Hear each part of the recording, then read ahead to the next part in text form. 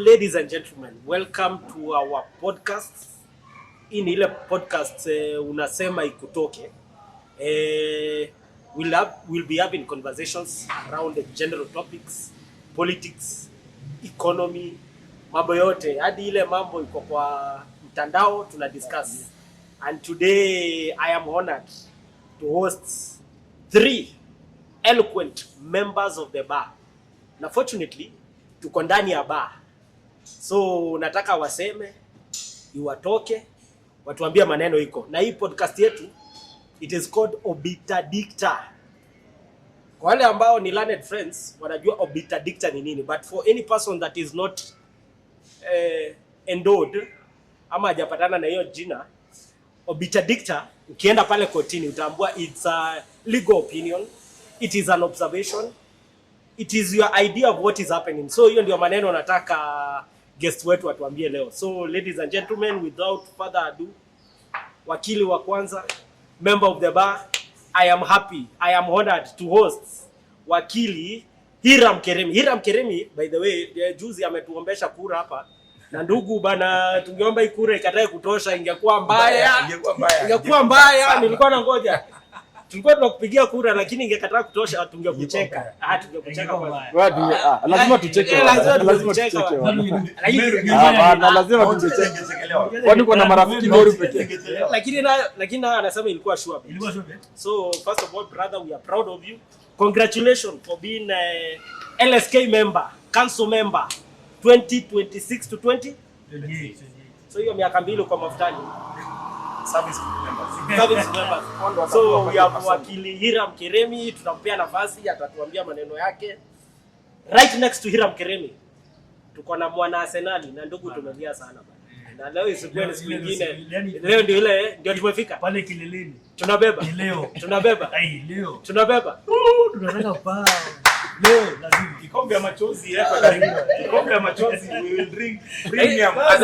Leo na watu wa Manchester wamepotea. We were supposed to have more members. Tulikuwa tunafaa kuwa na watu wa Manchester.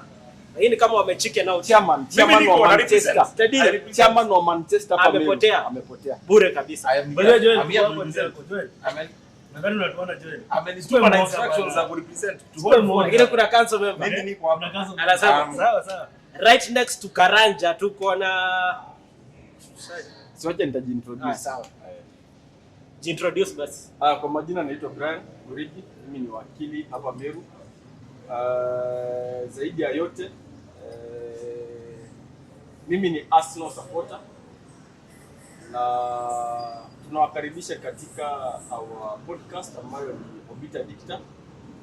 Na kama kawaida, our opinions are just objective, not binding. Kwa hivyo na nikimalizia ni kuwa mimi ni katibu mkuu, secretary general wa NBA. Kwa hivyo tunawakaribisha where opinions and our observations do count. By the way, before you move from that point, umesema wewe ni supporter wa Arsenal.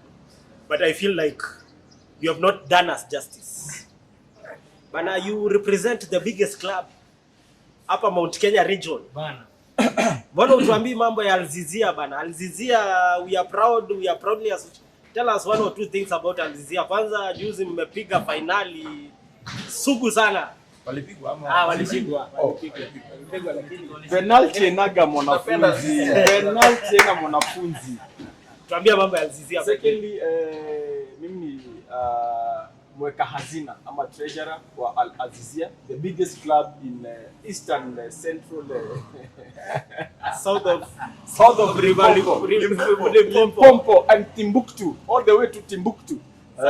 Kwa hivyo mimi ni supporter mkubwa wa Al-Azizia na najua wale wengi ambao wanatuwatch leo ni supporters wengi pia wa Al-Azizia, na we are here to give our raw and unfiltered opinions on everything that is happening in this country. Yeah. So thank you for that introduction. Right into our topics, guys. Mimi niko na kitu ya kusema. Ama nisema mimi ni wakili wako. No, just before one. Kwani kuna makesi. No, before one, I think also lazima pia viewers wetu wajue that we are giving a raw and filtered information, opinions. Vile umesema it's called Obiter Dicta-A. Yes. Obiter Dicta-A is an opinion, an observation of in legal terms, reference ni court observes some things for cases, so it gives an opinion on some things which are not binding easily, by the way. Right? Yeah. So mine is viewer ukijam umebant. Ukijam umebant. Na ukisikia peana maoni, so ukijam umebant. Na ukisikia unataka kuongea sana ukuje pia tukupatie safe space. Kila mtu hapo kwenye ukiongeza hapo maoni yangu si maoni yako. Kwa hivyo wewe usifikirie mimi nataka kukuambia. Maoni yake ya comment. Mimi na banja mimi nataka wewe ukijam shauri yako bwana. Wewe ni kutaini ukijam.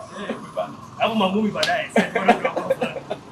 Thank you. So guys, there's somewhere I want to start, by the way, because we are Kenyans.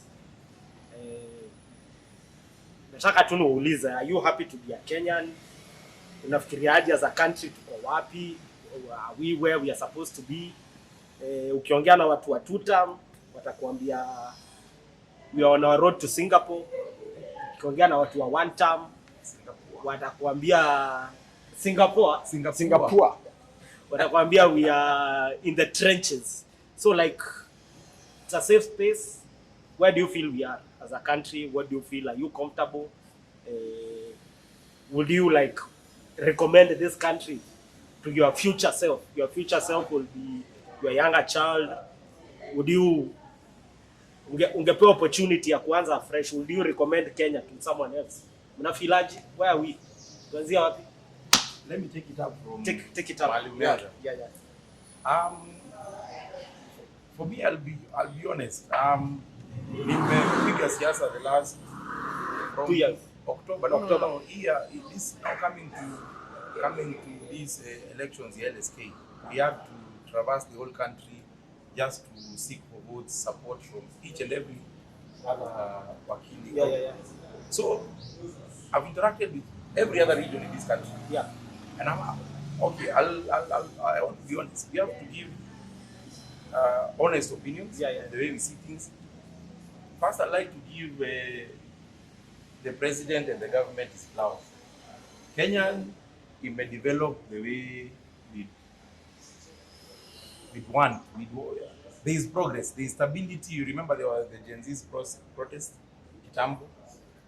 Right now, the country is in a sort of calm, so things are moving. But now also, these stories are straight off fuel economy. But let me tell you one thing. I've traveled the country and kazi inafanyika. Well, we have to give flowers where they are due. Maybe I'll be that devil's advocate.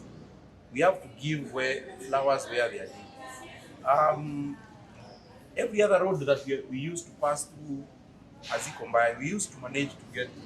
Hakuna mali tulienda tukapata maram roads ama all weather roads. Highways zinajaribu, we could do better. Of course, there is that space for doing better. But also at the same time, there are some things that are not being done right. Meaning, I'll say it outright. Kuna scandals left, right, center. But for you, you'd rather be in Kenya than in Tanzania. I love my country. I'd rather be in Kenya. I'd rather be in Kenya than anywhere else. And for avoidance of doubt, according to you, yes, the president is the best that we could have. Ama is doing the best that he could do. But what are you according to you? Yes. What are your opinion? It's Obiter, it's your dicta. Yes, it's. So nataka tu tukusikie tu. Yes.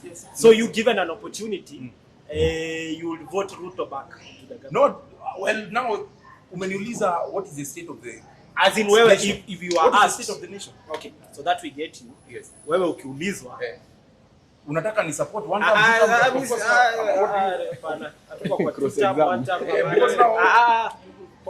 According to you, you are comfortable where you are. We could be better. I'm getting you. Of course, it could be better. It could be better, but you would rather be there than where we were. Comparing with our neighbors, I'm happy. I'm happy that I'm where I'm at. Right? Comparing with Singapore, with my neighbors. Okay. Yes. We will wish to be in Singapore, but we have one neighbors we can compare. Also, I will come to you back later because there's something I want you to tell us. It is important because nature was kind to you, ama you were favored. Yes. To traverse around the country. Yes. Ulitembea, you were in Kisumu, you were in Nakuru, in Mombasa, you were in Mombasa, you were in Machakos, uliomba kura. Yes. Kuna kitu nataka utuambia also because we are going to an electioneering year. the voting patterns. Alright. Kuna mahali ulipata kura, kuna mahali ulikosa. Next year na venye tulikuwa na mambo ya Gen Z, tutavote according to our tribal patterns ama we have moved from there. Utatuambia also from the experience ulikuwa nayo, because ulikuwa I'll give an honest opinion. That is what we want. Daraja. Yes. Wewe umesikia wakili anasema yeye anasema Ruto, the government that we have, and we'll try to avoid personalities. It's an honest and objective opinion. Where you are in this country, are you comfortable? Would you recommend a future Karanja, a future junior Karanja to be a citizen of Kenya? Yeah, first and foremost, I love my country. Yeah. I'm very patriotic. Kenya is home. Like Kenya is home. I've never started to leave this country or to go to other places. And I think like we said initially, whatever someone says here, still has many prices. For me, I think we are not doing good economically, being honest. I've seen my learned friends here talking about the street of Kamusi. That street was not closed, it was closed last month. It's now reopened. The oil prices abroad are very cheap. So when you're talking about economically, we are not doing well. And the reason is because we have, I think, mara mingi ni vile tuko na watapeli wamejaa kwa hii serikali za kila mahali. But Kenya works. It's a very good country. We have all the systems. We have the best constitution in East and Southern Africa. Yeah, actually in Africa. But now, kuna these mongrels. Who squander everything? We have experts donated by the next home. Experts surely. You don't know where the fuel came in from, but you're an expert. But for me, I think traversing the country, we've been to very many places as friends. Remember, from Kilifi, Malindi, Turkana, all over the border. Kenyans are very peaceful. We are not happy, but we are peaceful. And also, I think that in terms of infrastructure, when my friends talk about this government, I think it's a bit of a folly, being that these projects were started in the previous government. They are still moving on. Stop gaps here and there. So nothing is working. But Karaja, let me cut you kidogo. Also to add on that, someone who is pro-government will say, for example, if you move around Mount Kenya, if you're like Sahi, if you move from Nairobi to Nyeri, dual carriage. And nasikia Sahi Ruto or the government is finalizing on those roads. By the way, if you move around most roads around, especially Mount Kenya regions, barabara zimetengenezwa. In fact, when I was coming here, nimesikia Ruto akisema he's maintaining 20,000 kilometers of roads. He wants to increase and build 6,000 more roads. So he was trying to say, as in, is validated ama akona validity ya kuongeza bei ya mafuta because hiyo pesa ndio anatumia kutengeneza barabara. But ni ameongeza. Nikiuliza swali. Ni ameongeza. Si ameongeza? Nani ameongeza mafuta? Si lakini. No, you need to be very honest. Nani ameongeza mafuta? Imeongezwa juu ya nini? No, it's because of the war that is in Iran. And other, I mean, Does it affect us? it has affected the whole world. I mean, state of Humas in Hebu tuambie wakili. okay, maybe kwanza Karanja wacha maliza. Okay. Yes. Yes. Yes. He's the president. Yes. Yes. Lakini when you say that you are building these roads, you are not doing us a favor. You are not doing anybody a favor. That is your job. We pay taxes. Tengeneza barabara Kenya nzima. Give us tokenism because of next year.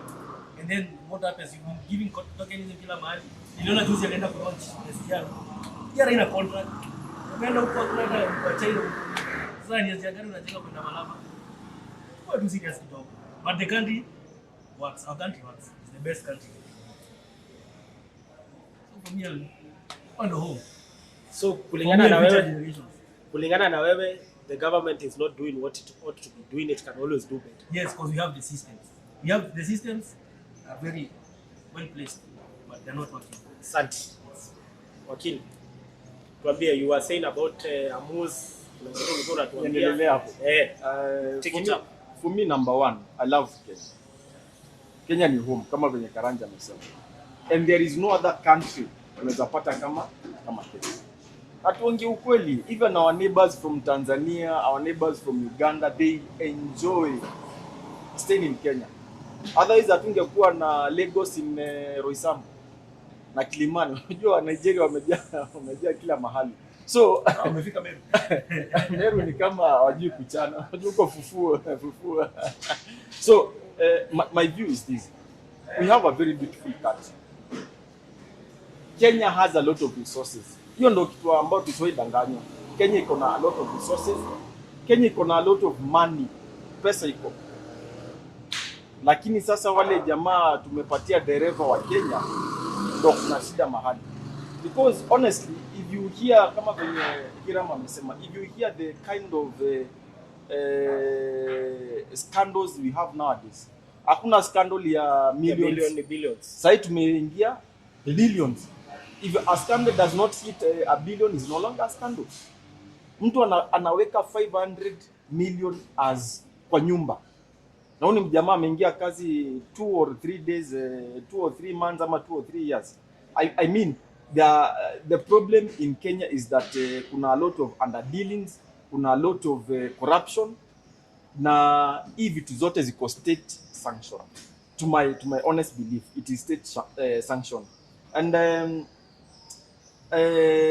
na ndio maana nasema as a country kama Kenya tukiamua ku use our resources very well, because honestly I wonder mbona State House, Amia State House ipewe budget ya 16 billion ama 14 billion More than the White House. Yes. What is being done there in that particular place yenye inafanya ni services. Unajua ni kama ministry hapa Meru County tunapewa 12 billion. State House is bigger than Meru County. These are the questions yenye Ikutoke ni zime. Yeah. So wale wape kwa biashara ya elections zinakuja. Na So bahasha lazima bahasha ipeane. bahasha ipatiane. So council nikuulize, according to you, Gachagua will tell us Kenya is almost a failed state. Ruto will tell us we are towards Singapore. According to you, where are we? Where tuko wapi? Are we towards being a failed state, a small collapsing country, ama we are towards a developed country? Wacha kwanza hata niseme ukweli. Comparison ya Kenya na hatufai kuwa kuna compare Kenya na Singapore. Singapore is hata ukiangalia ukubwa wake in East Africa, Kenya is the best. No, Kenya is the best. Hata ukizunguka around like kuna we were talking about the road network. The only country yenye inatukaribia ni Ethiopia. Na hata angalia venye ni kubwa in terms of infrastructure, lakini hizi the Uganda TZ wako chini kidogo. But for me Neighbors majirani ni wema. Majirani usiniumize, lakini tunaongea ukweli, majirani pale infrastructure kidogo iko chini. Unasema Ikutoke. Si ni ukweli. Tunasema hapa tuseme ukweli, lakini ukweli ni kuwa even the comparison between Kenya na Singapore should not happen. Yes. Because number one, hata the size of Singapore is not even equivalent. I guess ni kama Nairobi ikiongezwa kidogo. So, but what stands out with Singapore in my view, ile kitu the only difference, Singapore hakuwa na corruption and corruption was punishable almost by death, lakini hapa corruption unajua sengine tumesikia watu wakisema sitaki kusema tu polisi usiogope. Wewe wacha hapa corruption lazima bana, sijafika hapo, sina security lazima iko kwa sababu kunataka kunipoteza. Tutafanya application ya habeas corpus hiyo. Unajua habeas corpus ni produce the body. Unajua wewe usiende mbio, ukifikia habeas corpus mnaambia the viewers habeas mawakili bana kiburi.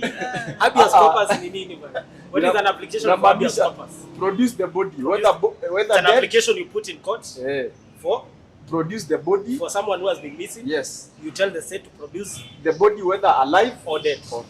Thank you actually. Kwa hivyo ile tunasema ni kuwa ukiangalia the modalities ama the way that Singapore will function, we are not, hata kama tunataka kukua nao, our behaviors ama our actions do not lead us to. Unajua kuna venye una behave kama ukitaka kuwa number 1, unasoma kila siku, unajikaza, unauliza mwalimu maswali ili ukue number 1. Lakini sisi tunataka kwenda Singapore, but we are moving in the opposite direction. I think I want to interject because I mean, and as you interject, I'm giving you the ndio nilikuwa nataka kuuliza, because now when you talk to the average Kenya voter, by the we have hata ukitembea kwa street, hata ukienda upate mtu anauza mutura ama Wewe tumia roast mama maize. mboga. Tumia Mama mboga. mama mboga nayo. By the way, when you ask most Kenyans, they know the person they want to vote for, as if you are always in tandem. But wacha tufike pale, na ndio maana I wanted to come back to you because you are graced, nature was kind to you, you traversed the whole country Na niliweka bidii. na uliweka bidii, na bidii na uliweka na ulikuwa Kisumu for example, acha hata nitumie Kisumu. Nilikuwa naangalia kwa zile, now was checking when you were tallying your votes. Ndugu, niliona pale Kisumu walikupea kura ngapi? Kisumu, I did very well. I got 20 votes. 20 votes. 20 votes. Na 19 ni wasichana. 19 was Chala. No, but So as we share your experience, I want you to tell us, are we ready? Are we going to change our voter patterns? Na hii nasema because when people were because naangalia kama sahi the country as it is right now, it's Ruto, Gachagua, but most people are saying we don't want Gachagua because Gachagua is tribal, so tribal, kwa mambo na mlima. Lakini ukienda kwa insiders wanakuambia Gachagua is saying what people are saying in boardrooms, but yet ndio wako na audacity ya kusema in public. What people are not saying, they are saying we are a tribal country, we are going to vote according to our tribal patterns, whether we like it or not. Lakini kulikuwa na history ya Gen Z, so when you are from your experience, Kenya, are we going to change ama tutapiga kura tu na ukabila? Wacha ikuwe twofold. From where Brian left, alisema that the country is not going in the right direction. Kenyans are hardworking, which I believe all of us are hardworking. Fuel will spike, Kenyans will show up. Wataenda majob na watafanya kazi. From my observation, this is my opinion, we need to set up systems. Systems are there. The more kuna interface ya less interaction with human interface, tukue na systems, it will work. But you see now, kama unaenda kwa e-citizen, hakuna transparency because there is human interface interaction. We are collecting so much money, but now the AG says a lot. We can't find 50 billion. We can't find this kind of money for systems here. Yeah, e-citizen. That money is being collected. If we have transparency in our laws, wacha tujue pesa imeenda wapi. Once there is transparency and there is systems, we are going to control everything. Let me learn. Once we have transparency in our systems, how do we enhance transparency? Sisi ni wanasheria. If we have the right people in parliament, make the right laws for transparency, help the AG, right? Auditor General, akuwe na just to expedite our work, just to enhance our work for expediency. Tupatiwe reports zote. Nani wenye e-citizen? Is it supposed to be government or is it supposed to be owned by individuals? Transparency. Number two, when I'm coming to your question, once I got to I've been politics for a bit. No, just let me learn and then I'll be very brief. I've been in politics. I started as the ST Member Association. I currently serve as the treasurer of Mount Kenya. Now I'm blessed to serve mawakili wote wazima wa councilmen. I expected our elections to be a bit different. That it will not go tribal because we are professionals. We should be above board. Sisi ndio tunafaa kuwa tukielekeza wananchi that enda kwa sera. Manifesto, what are you going to do for us, your ABS? But unfortunately, it is not the way I thought it would be, because you go to a region, everyone is, especially hapa mwisho na elections, utakuwa na hapa mwisho. It is mtu wetu against what I don't know, hiyo bag inauma watu lini na when, but once you start the elections, you campaign, everyone is happy with you. Now by the way, if any one of you is running for elections, mtu akikwambia all the best, hiyo kura si yako. Mtu akikwambia mimi nilikuwa naenda nasema naitwa Hiram Kilimi, nimetoka Meru, Eldoret. Mtu akikwambia all the best, anakwambia Hiram all the very best. Yes. All the best. Hiyo kura wewe jua. Anasema tuko na wetu. Hii elections ni tricky. You nasema once you get just about to, you get almost to the election, to the lead. Everyone marches back, they go back to their cocoons. Wanasema, mtu wetu. And then that is what happened. I went to Kisumu, I campaign. I went to Eldoret, I campaign. But I'm happy that I'm happy that I visited those places because from where I sit, I serve everyone. I just don't serve Mount Kenya. I serve kila mtu. Hata Kisumu I'll be happy to serve. In as much as ni 20 zinitosha. Hakuna nyama mbaya kwa ratiri. Inafanya ratiri inasonga. According to you, yes. Watu wataongea, people will speak. Yes. People will talk, but 2027 August. You are telling me first week to August. People are going back to their tribal couples. That is what happens. So people are going back to Rift Valley, they are going back to Ruto, Mount Kenya, Gachagua. The ref was it. Even with the impact of Gen Z. You see, now that is where the Gen Z comes in. Okay, let me give maybe I think what tumesema like what I'm saying is very true. Yes. Before anything, before being Kenyan, I'm a proud Kikuyu. My tribe, I have a tribe where. No, you are kidding, man. Yes, I'm kidding, but I'm getting there. You know, the fallacy that we are tribeless, partyless, it's a very big lie. But Gen Z. Gen Z. Let me tell you something about Gen Z. I have some my siblings, my friends. These people are very confused. They are very confused. To being honest. But they shut down the finance bill. They did not shoot it down. Who did? They did protest. Walikuwa wameenda sherehe pale town. Hapana. Because you see the confusion. What nimalize? Baba, yeah, kuna antiquate position. What niongee? You see, Antiquate positions. when the Gen Zs came out, and which we also did our thing here, Sio, and in Nairobi, walikuwa na lot of confusion. They did not know wako wanajua exactly tunatamania nini. Ulikuwa unasikia pale kwa mwingine anasema wanapandisha shamba inapanda bei. Wamepandisha rates za shamba. Anaulizwa mwingine anasema tu maneno ya airport. But the finance bill imekuwa from 1963. Tumekuwa na finance bill kutoka 1963. This was not the first time. I beg to differ. They are very confused. On one point, I would agree that hata kwa sheria zingine tunasema kuna positive discrimination. The virtue that I come from, where I come from, is not, I shouldn't be shot down because ama mtu aniambie that I shouldn't be proud of where I come from. First of all, haina shida hata nikisupport because my friend, if you vie today, na mimi nakujua tumeinteract nawe and you come from my place, I'll be the first person to support you. But if you know this person will not go to, if will not deliver, will you just still... No.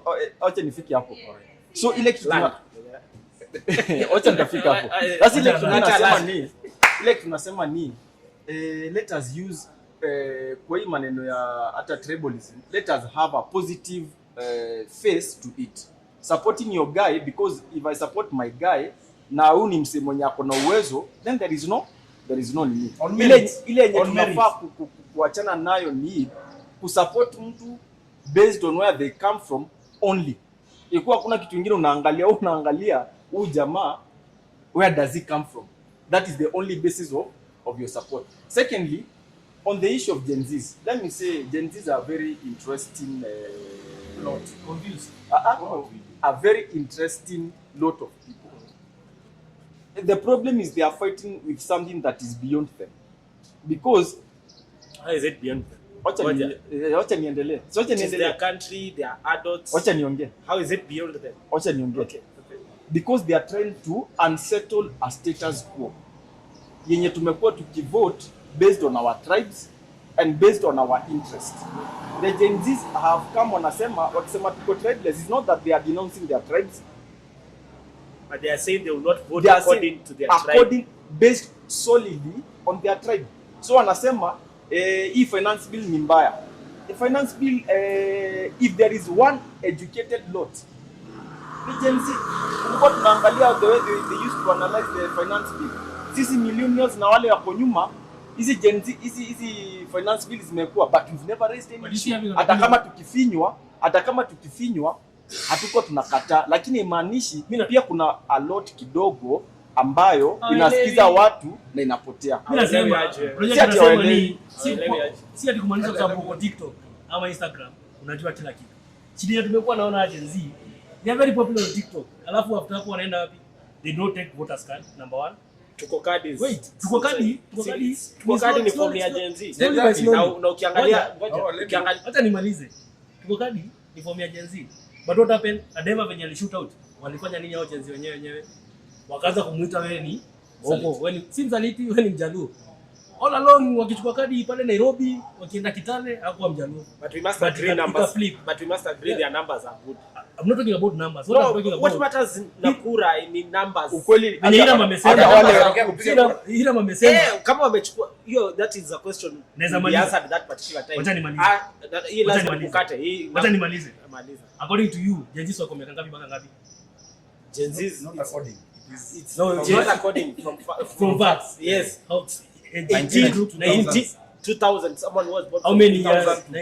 In fact it's 1997 to 97 to sasa hiyo ukienda mbele. So sasa sasa Gen Alpha. The oldest Gen Z sahi from 97 ako 27 years. 26 27. Kulikuwa election mwaka gani? 2022. That was 4 years ago. Sindio? They were 22 years. Hawakuwa na numbers that time. What does about numbers? Did they vote? They did. Few. Yeah, few. Why? Yes. Walikuwa na IDs. Walikuwa na IDs. Walikuwa wameka na ID for 4 years, sindio? Yes. Between 18 and 22. So I'm telling you, they're making a lot of money. Lakini hata yeye akiongea hivi, wewe ukiwa 22, wewe ukiwa 22 ama ukiwa mimi nilivote. What did you do? I voted. Ulifanya nini ku change country? Sisi yake yeye ashaitoka maandamano venye Gen Z. Hajawahi ajepata confidence. Maandamano gani? Kidogo let's tukue na order kidogo. You cannot like condemn someone who has taken himself out to go to the street kuandamana. First of all Gen Z wapewe heshima juu hiyo. Number 2, akujai kuwa na running call nyingine ya young people as this one ya kucall watu wakuja out to take up their vote as Gen Z's have done. Yes. That is number 2. Number 3, atujai kuwa na young people getting involved in the social space to discuss about politics, to air out their views, to criticize the government, especially mi nasema hivi because sisi most of us are millennials. Millennials hata ukifinyiliwa na mfanyikazi wako kwa kazi pale hauongei, unaomba. Sasa Gen Z yeye hata anaenda kwa Ruto anamwambia we ni sitaki nitumie. No, sasa wanasema wao hawashauti wangu hivi. Nilishautiwa naambia ndo mimi. Sasa how do you criticize this lot? Nao ni watoto. Si whereas wewe kwanza tunafanya tunafanya kubwa mtakuwa na 26 years si mtoto. Anamaanisha young, anamaanisha young. Si mtoto. Anafaa make rational decision. These people don't wanaongea TikTok na kila mahali. Na ni kweli najua unawafuata. Tafuta Gen Z moja. Tulikuwa Twitter. These people wako Twitter wanaongea siku ya kwanza they are very vocal. So unasema watakuwa na impact in the next election? I don't think so. Wanarudi tu tribal cartoons. Venye ina wamesema watarudi tu kwao. Adema amekuja ameambia Mkabila. No, mimi ukinipota. Ngoja.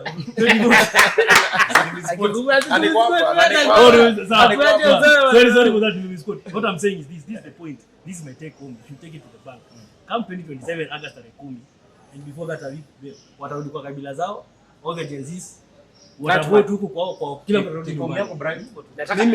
Before ndio nataka niwape hiyo opportunity to take a take home so that we go to the next topic. As you give your take home, nataka uniambie according to you, each one of you, is Ruto 1 term or 2 term next year August? Will we have a new president ama we still have Ruto as president? Mimi wacha ni few minutes tukimaliza so that we go to the next topic. I honestly believe that this guy even did not deserve a term. So, maneno 1 term ama 2 term, I honestly believe he didn't deserve a term kabisa. Because you see hii maneno, unajua kuna ile maneno unaweza jaribu kuficha lakini nyingine huwezi ficha. All the issues that we are discussing about this country and against the president, si maneno ambao unaenda kuambua story. It's the things you can see for yourself. And you see, a behavior patterns do not lie. If someone has been a deceiver before, ama amekuwa master of deception, it doesn't change and it will never change. So unamwita kwa manama?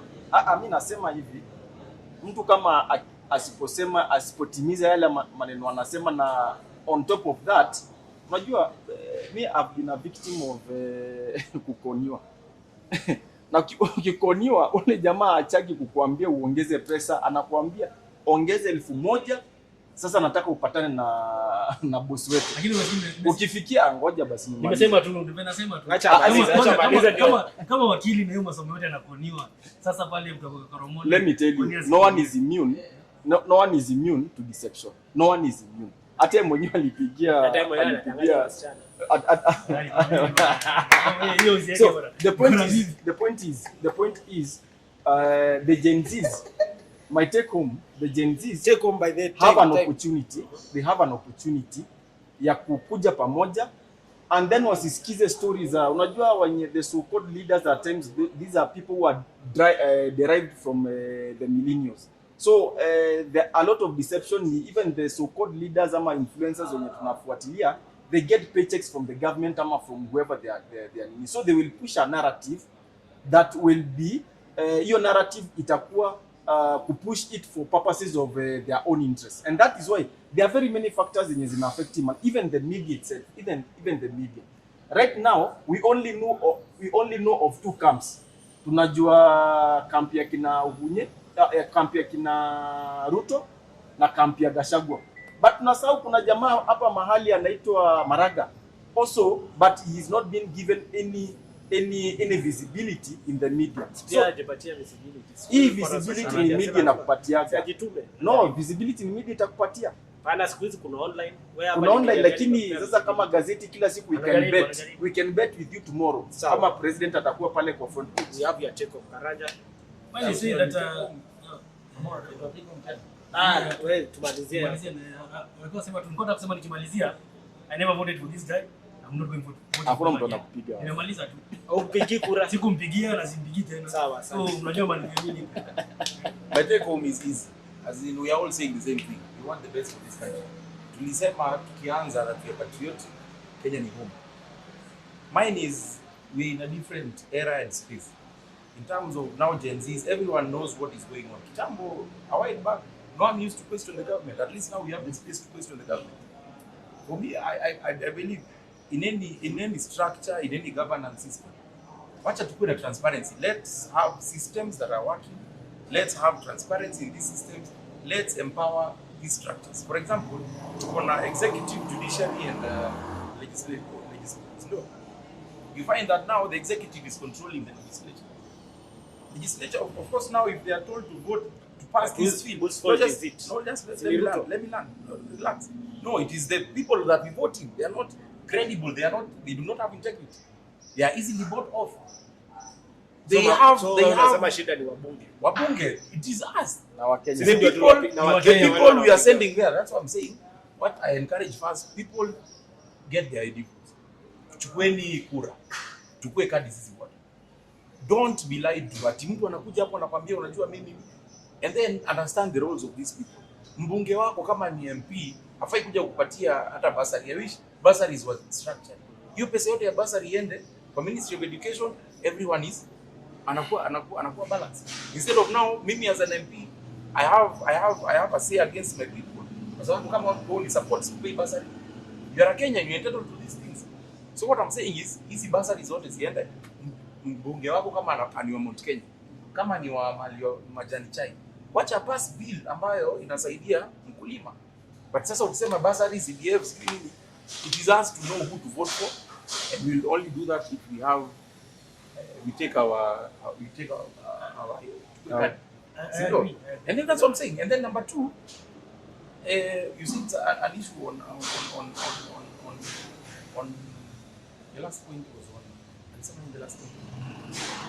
Kama hapo na ya pigi Ruto also hata mpigia tena na yeye alisema apigi na apigi. Wewe unapiga kura. Mine is we need just to strengthen our institutions. Hujatuambia wewe unapigia Ruto. No, unajua no. Mimi sasa kura you must sit on the fence. I'm not so it's not I'm not mimi nitakaje kwa fence. Unapiga kura wapi? Haizi sema. Unajua ndio take kwa serikali. Si tell us ni either unapiga ama upigi ama unapiga. Kura atapiga. No, but ukiniuliza hiyo swali it's too early. Who is there now? If we are even okay, calling let me make it easy for you. Ruto ni one term ama ni two term? That's what I'm saying. Depends on people who will come. Not people. You. Who is going to buy? Hapana, wewe.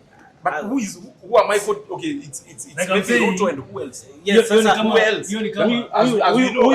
Huyu anasema hata akipewa Ruto na mbuzi anapigia mbuzi. Hapana, I'm saying I will wait. Sasa wewe I will wait. Nimekupea worst case scenario. Yeye anasema mimi yeye. Wewe sasa tuseme umepewa Ruto na Maraga ama Ruto na United. That's what I'm saying. As a candidate from United Opposition. I will weigh the options that are there. Unafanya sahihi kama unataka kuamua kuoccupy. Yes, I took. Let me tell you, 6 months in politics is a long time. About the last 4 marriages of convenience. So the idea that what to me that our parents, some of the millennials had about marriage is not the idea of marriage right now. Thirdly, both sides wanaangalia pia unaangalia the economic value of the marriage. Who stands to lose, who stands to win, ama nani anakaa, and even of the things that are happening. Kama saa hii tunaambiwa kuna jamaa pale Nakuru KDF ameua mtu. So kwa wale maybe wale watu wanafuata hii maneno, kuna wenye watakuwa discouraged kuoa because anauliza mimi nikiingia hapa kwa hii marriage niende nifanyiwe hivi. Na pia kuna ule msemo mwingine anaangalia because also we've had nini mahali jamaa ameuliwa ama jamaa amechomwa na acid ama amefanywa kitu mbaya. So watu wanaanza kuuliza is there any value for the marriage? But kama venye Hiram amesema, marriage is a very good institution, a very beautiful institution. However, sisi ni venye tunaiapproach, tunapata na mtu siku 2 siku 3, ujui hata kijama na kuanga aje, ujui akikosa pesa utamtreat aje. Nyinyi mnaingia kwa marriage 3 years and even ukweli ni very many people are married without knowing. Mlianza relationship na mtu 2 years down the line mko na talking from experience. Wewe si wote hii ni personalizing. Very many people are married bila wao kujua. Mtu alijipata kwa marriage. Umejuana na dem, move in kidogo, first born, second born, unakuja kurealize after 5 years. Shit. No, if you get married with 2 people, you are not married. Nasema wale wengi nasema wamejipata kwenye marriage. Si ati walikuwa nataka. Second bond una realize. Sasa kijana mtoto ameingia, unaona sasa uwezi muacha, uwezi acha huyo. Lakini probably you are not ready for this thing. Na pia yeye kwa akili zenyu hamko mmeketi pamoja ili ile communication mkubaliane, mimi nafanya hivi, mimi nafanya hivi, mimi nafanya hivi, ama this is what is expected of you as a man. So unaanza kudiscover vitu ukiwa kwa marriage. Let me tell you why marriage is not why people are not getting married. Social media, pressure and social media. We need to appreciate that kuna pressure and social media. Because now ukienda uangalie, I was seeing some very beautiful weddings where the president is attending. Kwanza hii ilikuwa the other weekend bana, ilikuwa na 26 G-Wagon. 26 G-Wagon. Na wewe kilo uko na 26 Probox. Hata Probox. That's what I'm saying. Every lady who wants to get married right now, anataka G-Wagons. Kuna expectation ya how she wants the event to be, how she will be judged for that event. Kwa sababu it is about they talk. Women talk, wanasema uliona wedding ya nani hata ilikuwa na fish. Ya wewe ilikuwa na kuku hata ikutosha. Kind of kuuliza wedding inafaa kuwa the event ama ni the matrimony itself? Is it about the event? Let me tell you, the means a wedding is an event. Marriage is a lifetime. That is why right now it is the wedding that matters. Na ndio maana mimi nilikuwa nauliza, ndio maana nilimuuliza yeye ulioa kwa sababu unataka ama ni society? You know, if you wanted to get married and you honestly wanted to get married to someone, yes, you go to the AG's office, unatafuta your 2 witnesses, mnakaa chini. No, but that's an African. That's anasema and that is the essence. No, lakini hiyo ni choice ya msee. I can choose to have a grand wedding. Sasa watu wataki hivyo. Wewe kama wakili, for example, kama wewe wakili unataka ukikuja usikie mmeua ng'ombe kama 20. Sasa kama niko na pesa na niko na mali ya kufanya hivyo, why not? And that is a status in itself. Yeah, why not? But you see, you're not kwa sababu ako na uwezo wa kufanya hivyo. Hapana. Na labda wewe umekataa kuoa kwa sababu una uwezo wa. Nauliza ni about that, ni about the marriage. I think we miss the point as this generation. marriage is not about that event. It is the journey. So if it is But not that wedding event, is mbona the hujaoa? event. Unapata If it is not sasa that event, mbona hujaoa? sasa venye Mori amesema mimi kulingana na experience. Hajapata mtu wa kutembea naye safari. Tuko na ile maneno Atapata ya lini? Unajua kuna kitu ambao Wewe hatuelewani hapa. Unajua kuna kitu hatuelewani. Naweza kuwa nimeoa na sijafanya harusi. Yes. Yes. Unaona? Naweza kuwa nimeoa na sijafanya Lakini harusi. hujaoa na hujafanya harusi. Ndio nasema naweza, watu wengi hapa bana wanaishi na mabibi hata hawajafanya Hata wewe ya zamani going to kwa wazazi wa msichana acknowledging that you have them na wazazi wanajuana. You see now you started that journey. You started the journey. Umeanza kujuana. It's not about wedding is the event. At 20 hata si 24 hours. A 6-hour event. That is what is the wedding. Kwa sababu ya social media everyone is thinking, hey, mimi sitachekelewa na rafiki yangu maybe ako na standard. Ama pia hii social media pia inakujia pressure that Hiram juzi nimeona amepost akiwa Diani na bibi. Sijui kama Hiram pia ni LSK limlipa. Bando nyingine LSK ni.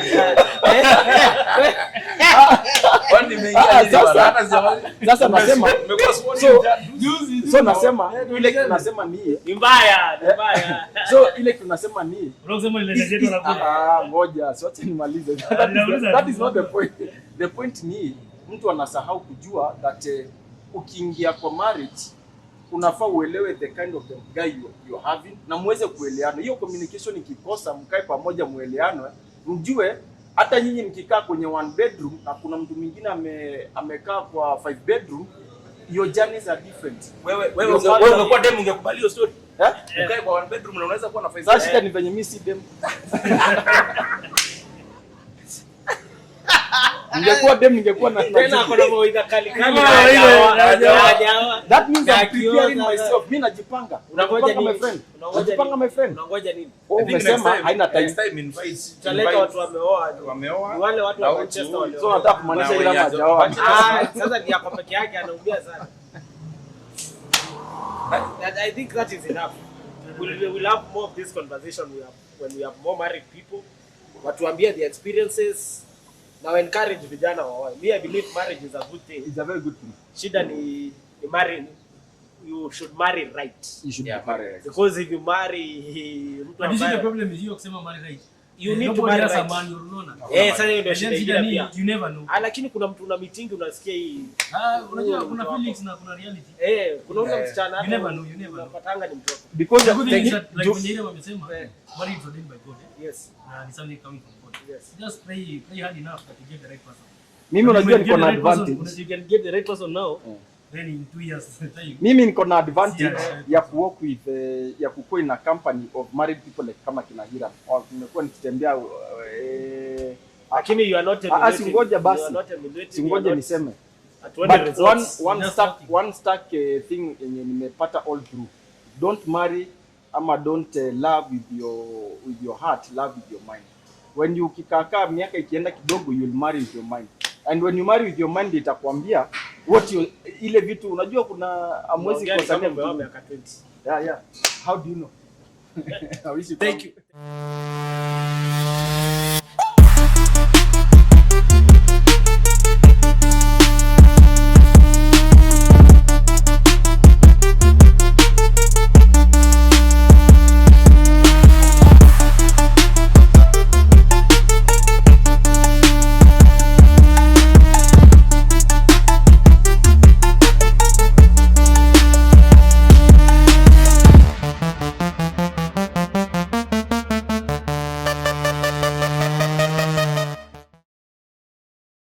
Welcome guys, we are back. We had taken a break. Watu wamekuwa emotional. Kumbe mlikuwa muongee hivyo. Obiter Dicta-A. So guys, recently nimeona ODM brigade ama inaitangwa aje? ODM chairperson, ODM party leader, ODM Linda Mwananchi na kuna Linda Ground. Ngoja sasa before tufike kwa Linda Mwananchi na Linda Ground. Kuna minority leader. Naona hata wamesema they have cancelled talks with the government. Wameanza kusema they are no longer speaking about broad based government. Gladys Wanga anasema they must zone. They're saying they are ODM areas. It must be ODM. And I was reading an article before I came here. I've seen Emilio Diambo saying that zoning helps a party to become stronger. They are able to negotiate. They are able to bring wanaweza ku have inaitwa kahunos ama nini when negotiating. Lakini Ruto ni kama hiyo maneno kama amepanga hawa. Sijui what is your opinion? Should the ODM be allowed to zone? Ama like najua zoning is anti constitution. Kama tunaingia uwanja, tunafaa tuingie uwanja sote. Hufai kusema ati hii area ni ODM ama nini, but hawa sio wanasema hiyo mimi. What is your opinion on this thing? Na mkumbuke Gachagua told the ODM Ruto is skinning you. He's skinning you, ameweka butchery, anawapima kilo, anawamaliza. In fact, rumors it Ruto wants ODM to be a Luo-based political party. Just like he's comfortable with DCP being a Mount Kenya-based political party. But he wants UDA to garner those positions.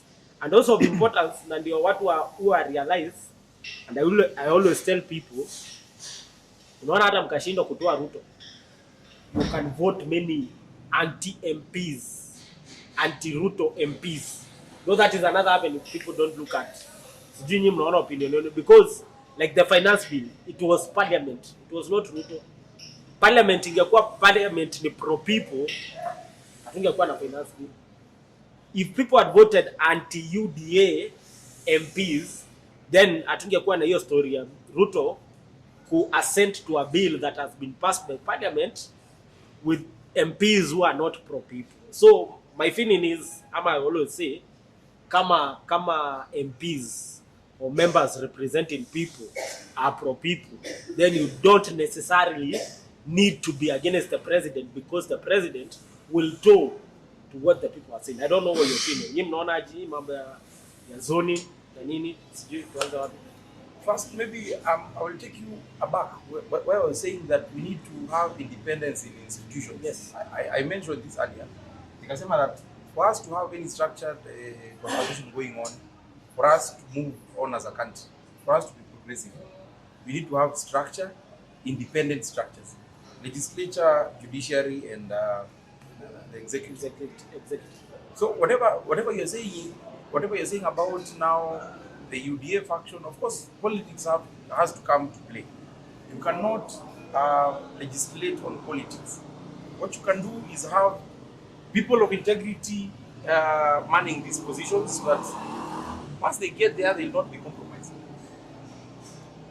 Let me just before you comment, let me learn. So you get politics will always have a play in our governance. That one we cannot shy away from it.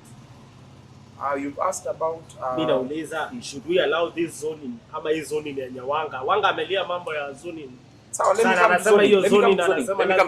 Let me come to zoning. Zoning, vile uliniuliza about politics, LSK and how it affected the campaign trail na ultimately the results. As Kenyans, we have to be alive to the fact that we are tribal. We will hope that Gen Zs will clear this out, but I don't know. I'm actually excited to see how their voting pattern will be in 2027. For zoning, for me, I'll not be for zoning. Kwa sababu, as you rightly put it, everyone has an expression to vie for a political seat. Anyone here, you can have ambitions to serve your people. Genuine. But now if you have zoning, unaambiwa hii ni area ya hawa watu, mtu mwingine akikaribia hapa, it's a no-go zone. We have our preferred candidate. You'll find that now Raila is not here with us. And I believe there will be many casualties. Unfortunately, there will be many casualties. For sababu, what is happening? UDA faction in a broad-based coalition. What will happen is now UDA will want to front people in ODM strongholds, right? There is panic because now UDA is the current sitting government, right? They call the shots. ODM are not sure if Because now hakuna Raila kusimamisha mtu. Raila used to just pick someone and then decide this is it. That's it. But now it has started to get competitive. So whoever is for zoning is actually being tribal because they want, once you're done with nominations, you're sure this is the candidate. But I'm not for zoning. We have young people out here, right? Yeah, let young people get into these positions of power. Young people have the best interest of this country at heart.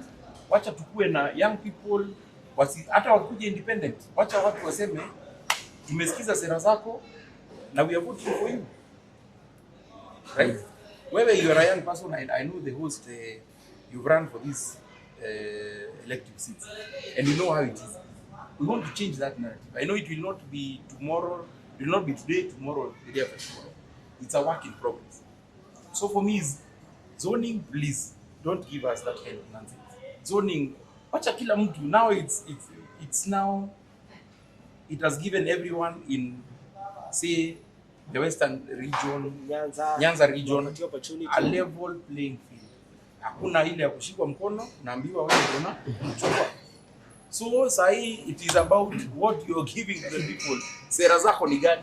Na kama una sera, ukiingia TikTok, you need to converse with these electorally. Karanga. Yes. Kidogo before I get your take. Would you understand why Wanga anasema lazima kukuwe na zoning? Because for me, Wanga anasema lazima kukuwe na zoning because saa hii, for example, Homabay, Wanga alifukuza deputy governor. Or they had a conflict, the deputy governor left office. Rumor has it, deputy governor has been, and sijui is a close friend to PS Omolo. He's being fronted he's going to become the UDA candidate. So imagine, sasa Wanga, for the first time, amepata a competitor. Ambaye, na huyo competitor hata akuji na DCP, anakuja na UDA. Remember, they have declared Homabay a broad-based region. So, do you understand wakati anasema lazima kukuwe na zoning, lazima hii area ikuwe kama ni UDM, ni UDM. I think, kwa hiyo gocha niseme hapa mbele ya nyinyi wote. I already tell you guys kupigia ujamaa kuna. I'm a proud ODM man. I've supported Baba in even in his grave say anataka. But before tuendelee kwanza hapo ni Chaledi bwana. Chaledi bwana. Mambo ni mbaya. Tulikuona. Tumewaona. Tunataka power. Tunataka weka mawe. Sasa tunataka heshima. Uliwaambia, you see, the politics about zoning for us as ODM is very close to our hearts for two main reasons. Number one, there was never a point in time when Baba was alive that in the entire Luo Nyanza, in Mombasa, in not in northern eastern Kenya, that there was any party or any person who could stand against our candidate. Lakini sasa Chaledi uliita fisi na kwenye mbuzi zimekaa.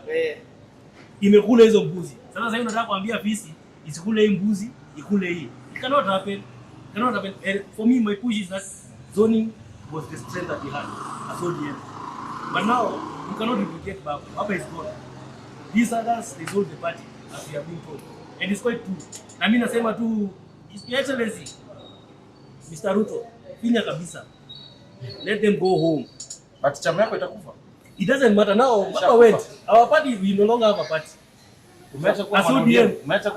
I'm in ODM, but we no longer have the ODM. We have the Linda Mwananchi na Linda Ground. Sisi tuko kwa Linda Mwananchi. But ODM as it is, just but this one person from Mombasa. What is his name? This governor. No, this governor who doesn't work. I would support. Huyu mwenye kolele famous. Umeenda Mombasa hujajua jawabu. Ile famous scandal ya kufunguana acha. Subjudice, let me talk about it.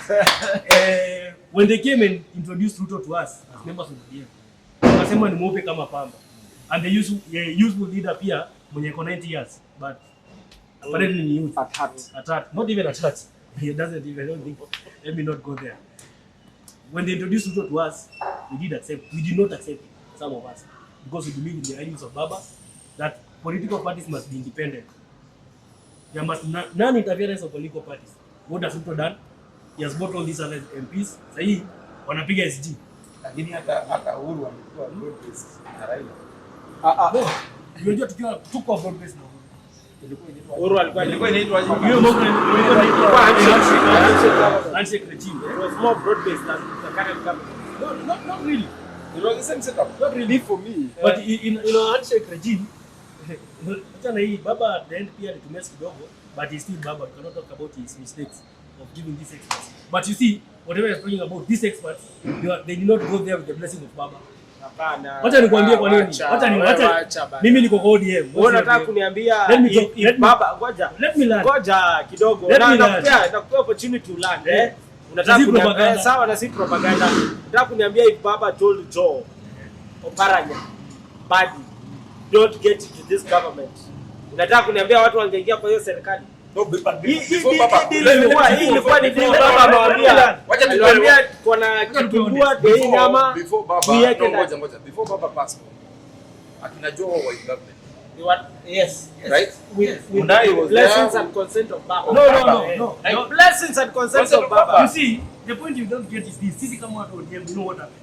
What happened? You see, number one, You're not being honest. after the finance bill happened, Some democracy. there was someone who was waiting for baba at the airport.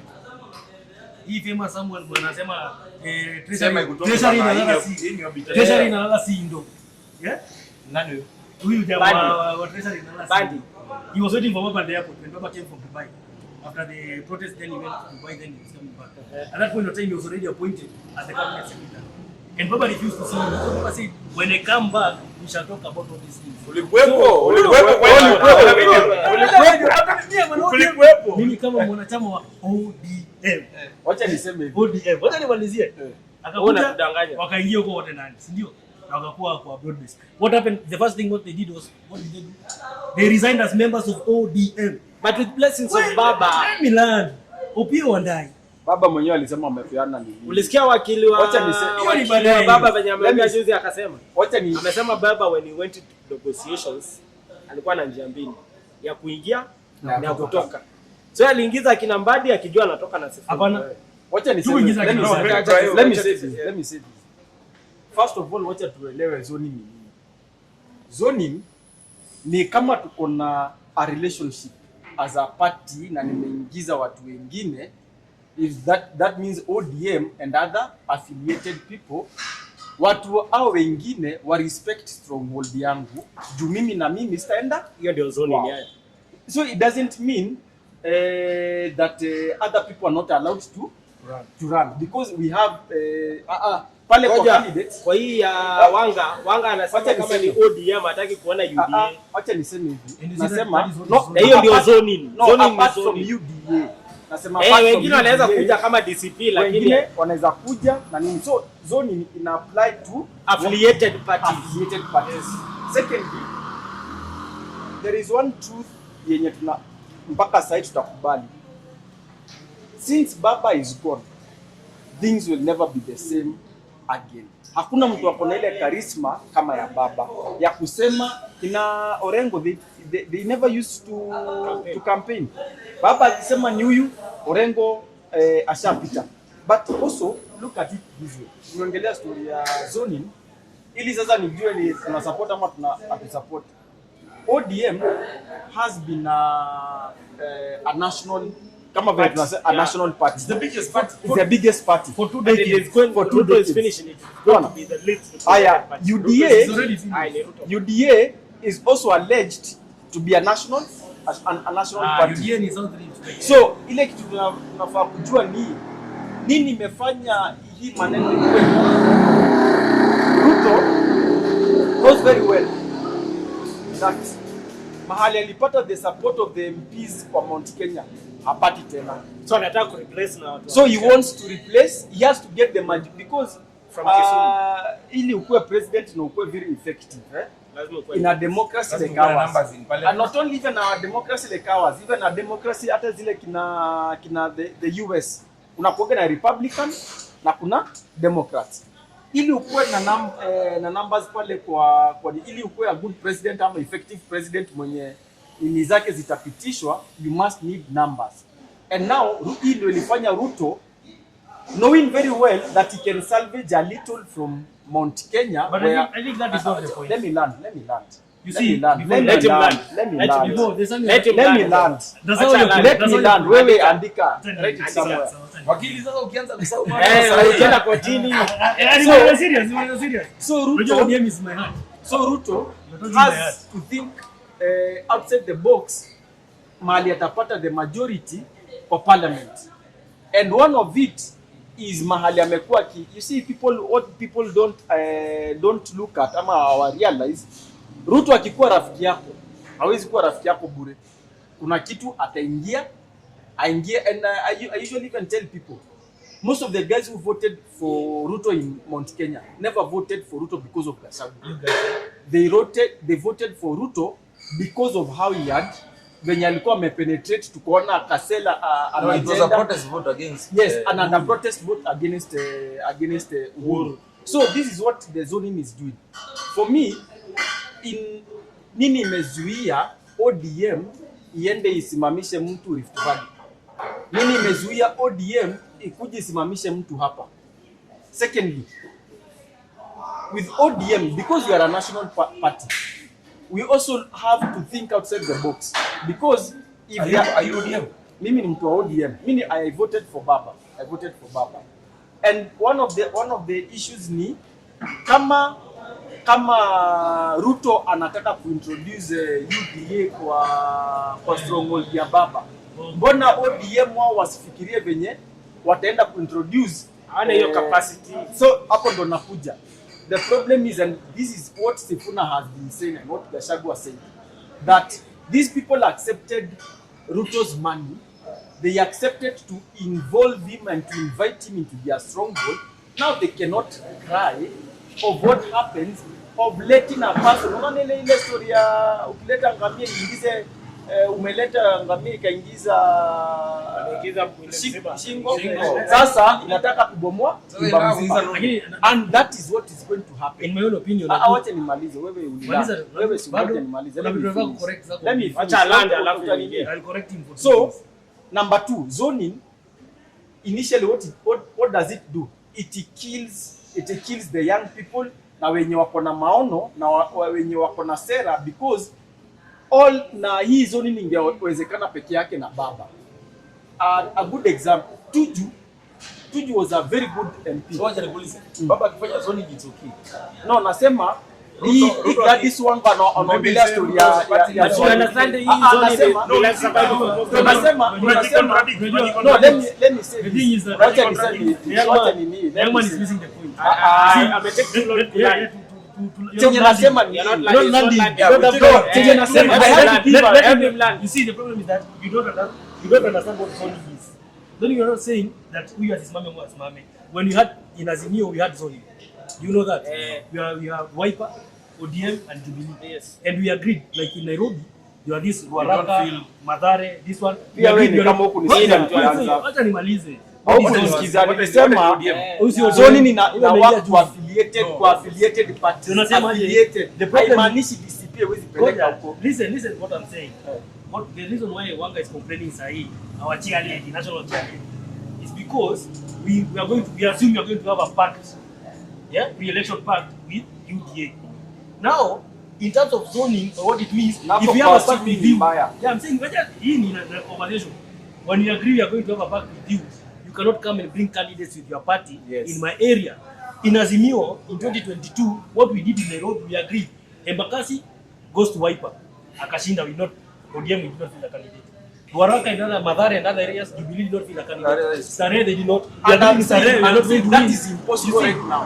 That is wanataka. Unajua ni impossible. It is impossible because Baba is not there. Baba is the only person mwenye angesimama. Unajua unaelewa. Aseme. I think you're missing the point. That's anauliza. Anauliza. Are you agreeable to zoning right now? I am not agreeable to zoning. Let us what ndio nilikuwa nasema, zoning number 1 ina defeat even the young people wenye wanataka kuja kwa nini, because kuna mmoja atapewa a lot of limelight. I was giving the example of Tuju. Tuju is not that he had not performed by the time he was removed from nini. Ile kitu Tuju ile makosa alifanya ni kutusupport. He was in the Raila. wrong party. Fidelity to the He party. went against the wave. Fidelity to the Not party. the party, to Baba. Yeah, fidelity to To Baba is at the end of the party. Baba. ODM Ndio is Baba, maana Baba is ndio ODM. maana unaona Wengine wengine kina nani, unaona kina But- Babu but- wanasema wapewe hiyo mantle so that they can try and But even ni fit mnajua mbona Wanga anataka zone? for his Anataka zoning because ile protection wamekuwa wakipata kwa power.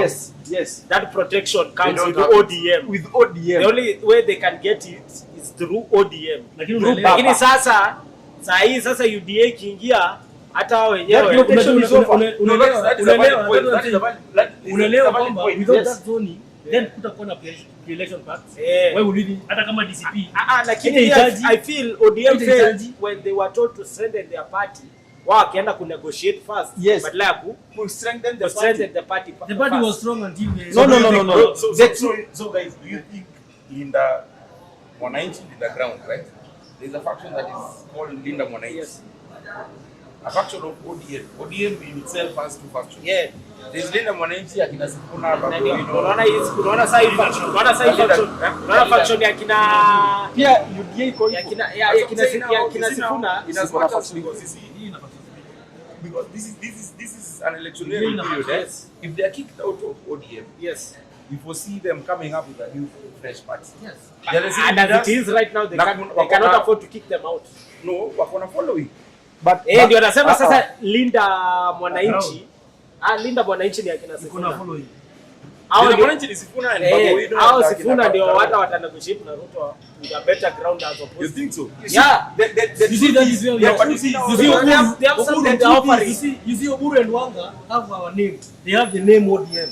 But us citizens as party members, Wako na wako na party. wako na party. Na wako na Wanachama, members, sisi wako na tuko na members. wanachama. Wanachama huko ni yao. Sawa, Si- sawa. Ile ukweli yenye iko, Sawa, ile ukweli yenye Melango. iko, ile ukweli yenye iko ni kuwa since Baba aende, unless tupatie kina Sifuna ama kina Babu the mantle to run, hawa watu wawili. But now I think that's a decision between you as members of ODM to decide. Anyway, we already Na know alafu where you are. also the major no, mimi the biggest problem Mimi is ni kwa political. shida ya ODM hata sahi, the biggest problem is that there is no set of power sahi. Kuna They are youthful di- leader. they are, Hawana He's the hata party bargaining. leader. He's the They party don't have a leader. bargaining he power. holds He's he the holds party leader. different. Unajua- They don't even unajua- have a unajua- bargaining unajua- power. unajua Hold Kenya different. mjui. He's the party Kenya leader. mjui, Kenya mjui huko ni leader wetu. Eh. Tunampenda sana mzee. Lakini wakati afika nyumbani, it was imposed on us. Nani? Kuna mpora fulani alikuwa achukue baba hapo juu India, akakuwa mgonjwa. All of a sudden asubuhi amemtangaza kwa leader. Unaona? Sasa shida Oburu alikuwa si haya. Sisi Oburu alikuwa rumors. amelala. Unajua sasa- Si rumors, nasema tu. Ah, si rumors, ni ukweli. Mimi am a member of ODM. What I say is the truth. Eh, Kuna Unless you are a mmoja member, you alikuwa wouldn't mgonjwa. know. Ako bunge pale. Yeah. Kuna cheo fulani hapo bunge. Una based Alikuwa on mgonjwa. what sense? Unajua bado Unajua- unaweza you kuzipata see, rumors. we go by video. This is Obiter. Next time Ah, we come Dicta, back. Dicta, Hii ndio lakini- Obiter Yaani, Dicta. Hii ndio Obiter Dicta, lakini Iko na si- mambo. Hey! Hapo Lakini tutakuja si- na fact. hii ndio Obiter Dicta, Ona, lakini kama una unataka platform uangalie, ya ku- ya nataka kuspread, uangalie. rumors, gossip, Nataka na uangalie. innuendos. Nataka Hatupatia uangalie. nafasi ya kutupatia- Nataka uangalie. Kuna mtu nasema ana hold position in parliament.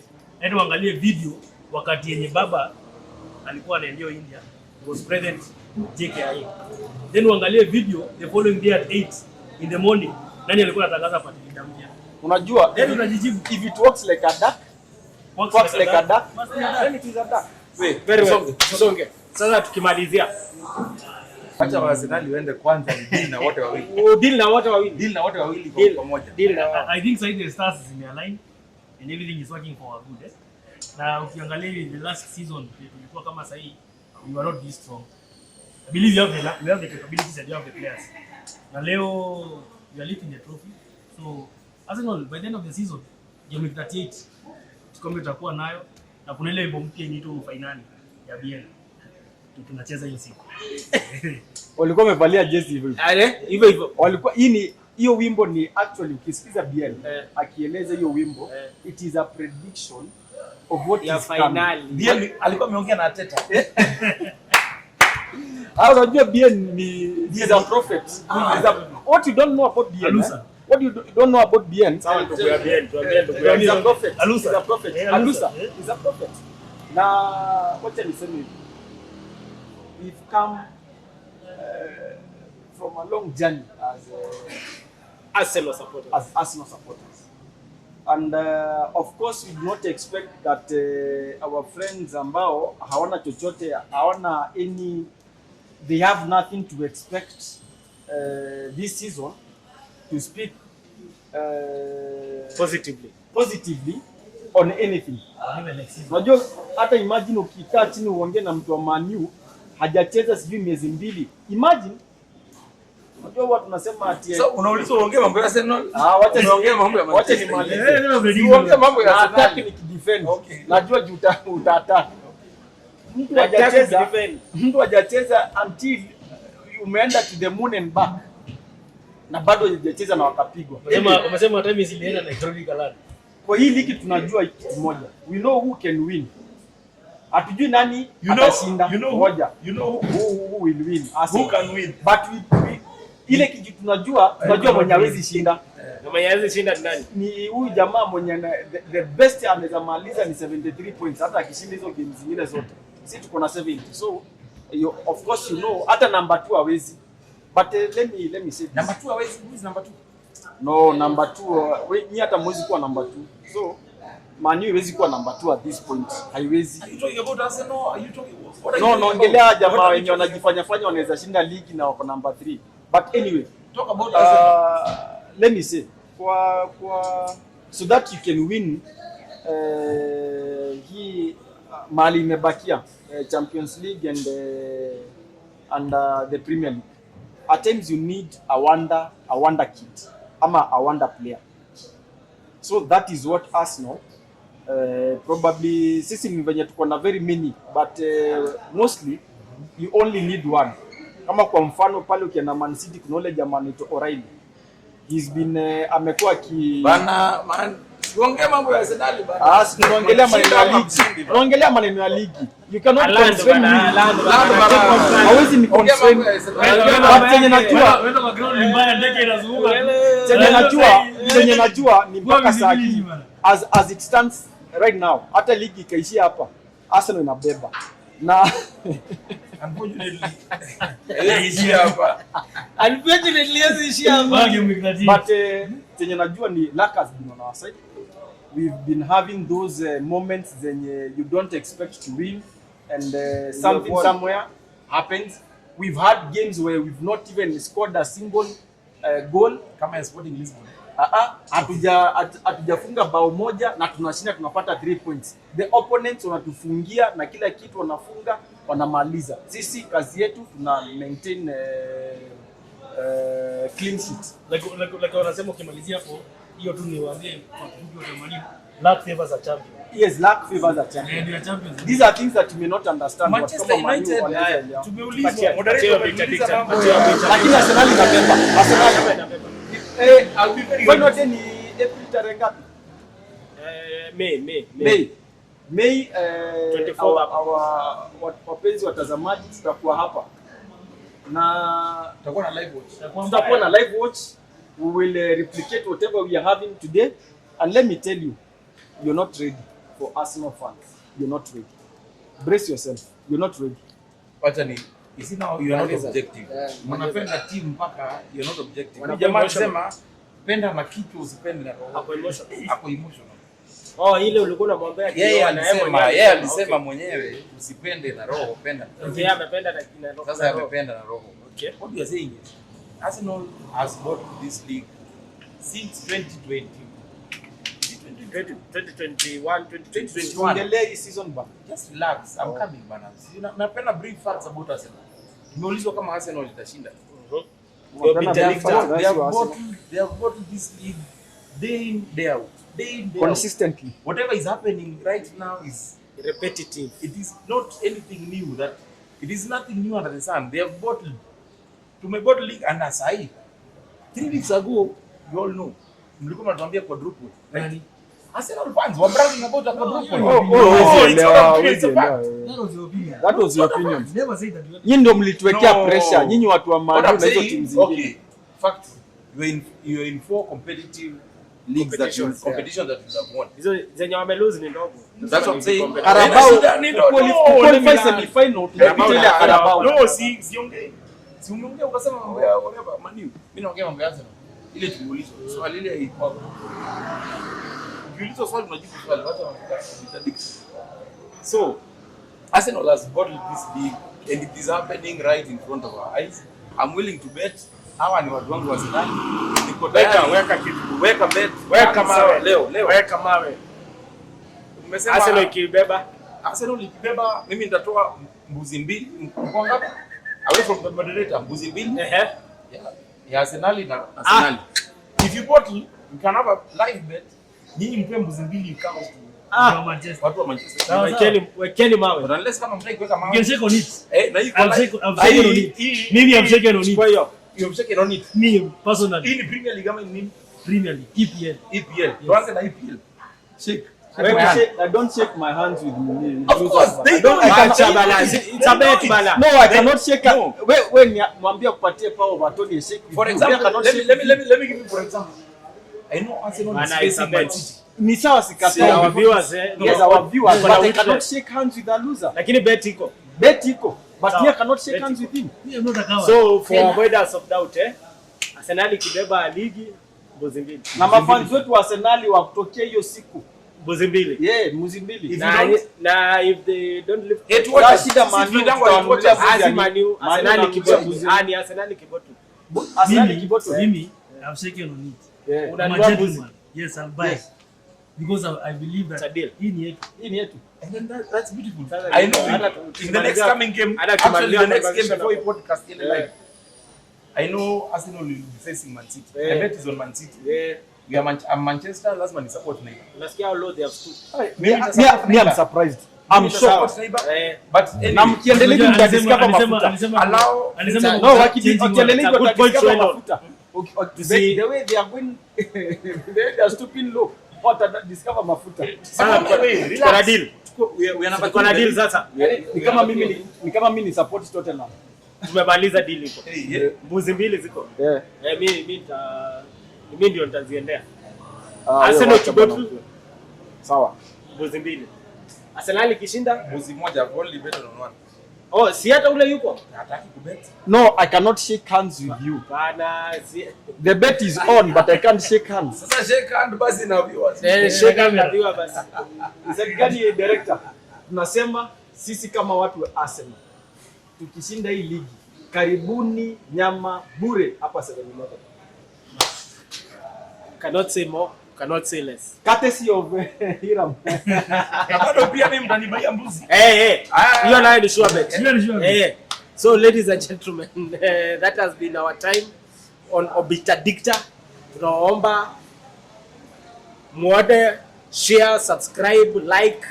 Nini ingine imebaki? Comment. Tell us how we can improve, how we can get better. Also suggest. We are going to be moving around. We are going to visit this country. Tutaenda hadi Kisumu. Tutembea hadi Kilifi, Malindi, Mombasa. Wapi kwingine tumeacha Voi.